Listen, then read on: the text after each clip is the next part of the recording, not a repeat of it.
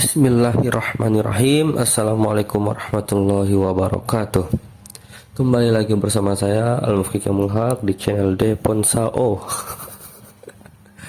Ya, kembali lagi kita akan membahas kelanjutan dari part sebelumnya, yaitu tentang saksi dan bukti di materi peradilan Islam dan hikmahnya. Kali ini kita akan lanjutkan pada materi tergugat dan sumpah. Baik, langsung saja untuk materi part 3 ini kita bersama melafazkan al-basmalah. Bismillahirrahmanirrahim. Baik, yang pertama pengertian tergugat. Orang yang terkena gugatan dari penggugat disebut tergugat. Tergugat bisa menjadi diri dengan membantah kebenaran gugatan melalui dua cara, yaitu menunjukkan bukti-bukti, yang kedua bersumpah. Nah, Rasulullah SAW bersabda, al-bayinatu alal mudda'i wal yaminu alal mudda'a alaihi. Artinya, pendakwa harus menunjukkan bukti-bukti dan terdakwa harus bersumpah. Hadis riwayat Al-Baihaqi. Nah, dalam peradilan ada beberapa pengistilahan yang perlu dipahami. Yang pertama, materi gugatan disebut hak. Nah, yang kedua, penggugat disebut mudda'i. Yang ketiga, tergugat disebut mudda'i alaih. Yang keempat, keputusan mengenai hak penggugat disebut makmum bih. Yang kelima, orang yang dikenai putusan untuk diambil haknya disebut makmum bih. Istilah ini bisa jatuh pada tergugat sebagaimana juga bisa jatuh pada penggugat. Oke, next. Tujuan sumpah. Nah, tujuan sumpah dalam perspektif Islam ada dua, yaitu menyatakan tekad untuk melaksanakan tugas dengan sungguh-sungguh dan bertanggung jawab terhadap tugas tersebut. Yang kedua, membuktikan dengan sungguh-sungguh bahwa yang bersangkutan di pihak yang benar. Tujuan sumpah yang kedua inilah yang dilakukan di pengadilan. Sumpah tergugat adalah sumpah yang dilakukan pihak tergugat dalam rangka mempertahankan diri dari tuduhan penggugat. Selain sumpah, tergugat juga harus menunjukkan bukti-bukti tertulis dan bahan-bahan yang meyakinkan hakim bahwa dirinya memang benar-benar tidak bersalah. Ini tujuan sumpah itu ini penting ya. Jadi kalaupun tidak ada bukti-bukti fisik, maka dengan dia bersumpah, maka hakim bisa menentukan kesaksiannya, pengakuannya dengan sumpah tersebut bahwa dia adalah yang benar. Begitu. Lalu yang ketiga adalah syarat-syarat orang yang bersumpah. Nah, orang yang bersumpah itu ada syarat-syaratnya. Tidak semerta-merta semua orang bisa bersumpah. Nah, kriteria yang pertama itu, syarat yang pertama itu adalah mukallaf. Ya, mukallaf. Yang kedua, kemauan sendiri tanpa ada paksaan dari siapapun.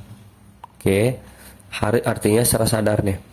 Yang ketiga, disengaja, bukan karena terlanjur dan lain-lain. Nah, jadi harus betul-betul disengaja, bukan karena terlanjur. Udah kendung, nggak apa-apa dah, udah kendung, itu nggak boleh tuh, nggak sah syarat sumpahnya. Nah, lalu yang keempat adalah lafaz sumpah. Ada 3 lafaz yang bisa digunakan untuk bersumpah, yaitu billahi, wallahi, ta'ala. Artinya ketiga lafaz tersebut adalah demi Allah. Rasulullah SAW pernah bersumpah dengan menggunakan lafaz walillahi sebagaimana dijelaskan dalam riwayat berikut. Anna Rasulullah SAW qala wallahi la'agzuwanna Quraisyan. Wallahi la'agzuwanna Quraisyan. Wallahi la'agzuwanna Quraisyan. Demi Allah, sesungguhnya aku akan memerangi kaum Quraisy. Kalimat ini beliau ulangi selama 3 kali. Hadis riwayat Abu Daud. Jadi kata-kata yang digunakan untuk bersumpah itu hanya ada 3 ya. Ta'ala, wallahi, dan billahi. Gak boleh itu sumpah pocong, sumpah apalah itu segala macam, gak boleh ya. Harus menggunakan nama Allah untuk bersumpah. Nah, yang keempat ini ada pelanggaran sumpah. Konsekuensi yang harus dilakukan oleh seorang yang melanggar sumpah adalah membayar kifarat yamin atau denda pelanggaran sumpah dengan memilih salah satu dari ketiga ketentuan berikut. Yang pertama, memberikan makanan pokok pada 10 orang miskin di mana masing-masing dari mereka mendapat 3/4 liter. Yang kedua, memberikan pakaian yang pantas kepada seluruh orang miskin. Yang ketiga, memerdekakan hamba sahaya atau budak. Nah, jadi untuk konsekuensi orang yang melanggar sumpah ini ada 3 yang harus dilakukan: membayar kifarat yamin, membayar dendanya itu. Nah, yang pertama itu dengan memberikan makan pokok, yang kedua memberikan pakaian, dan yang ketiga memerdekakan hamba sahaya. Jika pelanggar sumpah masih juga tidak mampu membayar kifarat dengan melakukan salah satu dari 3 hal di atas, maka ia diperintahkan untuk berpuasa 3 hari. Sebagaimana hal ini dijelaskan dalam firman-Nya,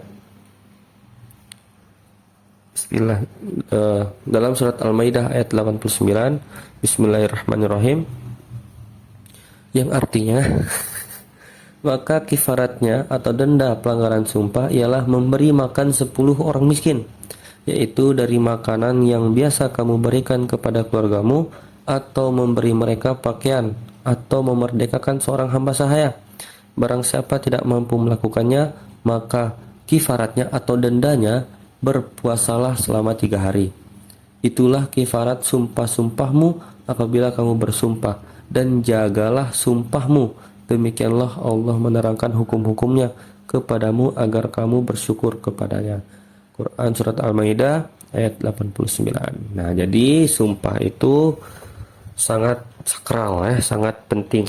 Jadi tidak boleh dipermainkan sumpah itu. Apalagi kalau udah dia bohong tapi sumpah betul lillahi ta'ala wallahi benar, padahal dia berbohong. Nah, itu kebanyakan dari kita meremehkan sumpah mengatasnamakan Allah, itu sangat berbahaya. Nah, kalau orang yang memainkan sumpah seperti itu, dia artinya melanggar. Artinya dia harus membayar denda dari sumpahnya. Apalagi dia bersumpah tapi dia tidak menjalankan sumpahnya, dia juga termasuk pelanggar sumpah. Itu ya. Lalu yang terakhir, hikmah peradilan. Yang pertama, peradilan ini diharapkan akan tercipta keadilan baik keadilan yang diperoleh oleh penggugat maupun tergugat.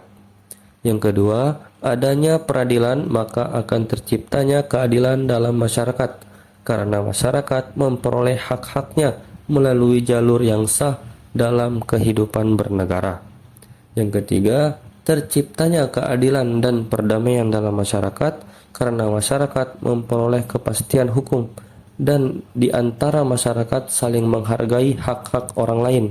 Tidak ada orang yang berbuat semena-mena karena semuanya telah diatur oleh aturan undang-undang. Yang keempat, dengan adanya peradilan diharapkan terwujudnya aparatur penyelenggara peradilan yang adil, jujur, bersih, dan berwibawa, sehingga masyarakat percaya terhadap proses berjalannya peradilan selama ini yang ada. Yang kelima, dapat terwujud suasana yang mendorong bagi semua pihak yang berperkara serta untuk meningkatkan ketakwaan kepada Allah Subhanahu wa taala. Baik, jadi itu saja materi dari bab 4 kita kali ini tentang peradilan Islam dan hikmahnya. Semoga teman-teman dapat memahami. Apabila tidak dipahami, ya dibaca lagi, didengarkan lagi. Jika kurang jelas dari pembahasan materi video ini, bisa didiskusikan di kolom komentar atau ditanyakan langsung kepada saya. Untuk itu, untuk memperkuat ingatan dan pemahaman teman-teman, jangan lupa dikerjakan atau diisi soal-soal yang tertera di link di deskripsi video ini. Nanti di deskripsi video ini ada tertera link soal untuk mengingat dan memperkuat pengetahuan teman-teman, pemahaman teman-teman terhadap materi peradilan Islam dan hikmahnya. Dan tentu ini ada nilainya. Oke, ada nilainya. Jadi akan langsung masuk ke nilai. Jadi buat teman-teman diharapkan semuanya mengerjakan. Ditonton videonya, di-subscribe, diisi kolom komentarnya dengan pemahaman kalian, dengan pendapat kalian, dengan pertanyaan kalian, dengan kesimpulan apa yang kalian dapatkan. Setelah itu kalian isi soal di link deskripsi video di bawah ini. Oke. Untuk itu terima kasih. Untuk ketentuan waktunya mungkin akan saya beritahukan di kelas. Oke, sekian untuk video kali ini. Sampai ketemu di video materi selanjutnya. Terima kasih. Wabillahi taufiq wal hidayah. Wassalamualaikum warahmatullahi wabarakatuh.